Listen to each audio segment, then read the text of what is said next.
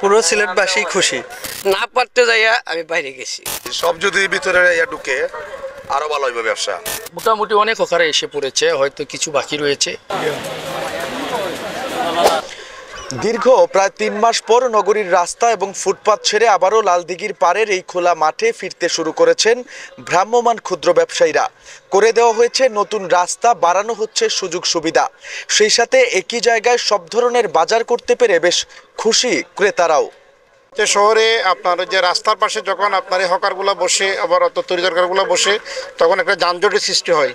এখন যেখানে একটা নিরিবিলি জায়গায় যখন আমরা বাজার সাজারটা করতে পারি, যানজটও নাই এবং সুন্দরভাবে সবাই একটা সুশৃঙ্খলভাবে আমরা বাজারটা কম রেটের মধ্যে আমরা এটা করতে পারি, এটা সবচেয়ে বড় বেনিফিট আর কি।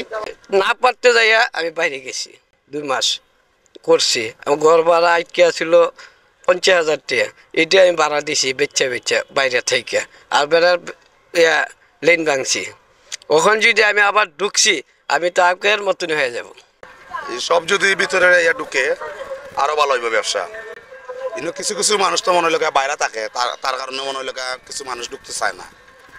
আর যদি সব যদি একত্রভাবে মনে হলো আইও ভিতরে তরকারি মাছ তো আর আছেও ভিতরে, তরকারি সব যদি সম্পূর্ণ আই হয় ইনশাআল্লাহ মনে হলো মার্কেটটা জমিয়ে উঠবো। সিটির লগে আমরা কথা আছে যে আমরা ক্লেম টেম লাগাইয়া দিব, রাস্তাটা আমরা বার করে দিব। আর সিটি সেন্টারও যে রাস্তাটা এটা হয়তো তো আমরা সমস্যা হয়। আর এখন আমরা যে রাস্তাটা করিয়া দিচ্ছি তাতে আরও ক্লিয়ারেন্সের দরকার। আমরা মাঝখানে এখানে একটা খাল আছে, ও খালটা বা একটা ব্রিজের ব্যবস্থা করা। আর বিশেষ করে আমরা ঘরগুলা বুঝছি ফুটপাত এই যে হকাররা দখল করলে জনসাধারণের পথচারীরা চলাফিরতে অসুবিধা হয়। সুতরাং যদি ফুটপাত ছেড়ে তারা এই বাজারে ঢুকে, তাহলে বাজারে বেচাবিকিও হবে, সব ধরনের পণ্য পাওয়া যাবে এবং ফুটপাতটা দখলমুক্ত থাকবে। যখন রাস্তা করে দেওয়া হয়েছে মোটামুটি এখানে মোটামুটি অনেক হকারে এসে পড়েছে, হয়তো কিছু বাকি রয়েছে। যেহেতু একটি রাস্তা এখানে সবাই দেখতেছে যে রাস্তাটা দীর্ঘদিনের, আমাদের কিন্তু এটা মূল দাবি ছিল। আজকে মনে করেন যে নতুন রাস্তা বানায় মাত্র বাংছে, এখনো তো মনে করেন বোঝা যায় না মানুষ কিরকম আসবে না আসবে। রাস্তা যদি ওরফার রাস্তা হয় তাহলে মানুষের একটু সুবিধা ভালো হয়। এই রাস্তা করছে ঠিক আছে, নতুন রাস্তা হয়েছে মাত্র, মানুষ আসার পরে বোঝা যায় মানুষ কিরকম আসে কাস্টমার। আমাদেরও তো আমরা বুঝতে পারবো দোকানদারি করলে, যেহেতু রাস্তা ভাঙছে আমাদেরও পাল্লা, সবারও পাল্লা।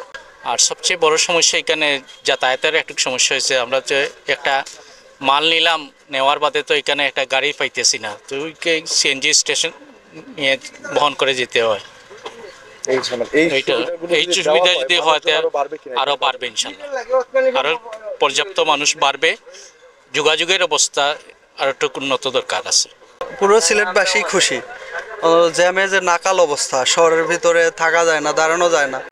এই অল্প একটু সুবিধার কারণে এই যে রাস্তায় বাজার করার অল্প একটু সুবিধা, কিন্তু এইটুকু সুবিধার জন্য পুরো শহর জ্যাম। এটা একটা অত্যন্ত ভালো উদ্যোগ নিছে, তারপরেও এরা আসলে কথা শোনে না।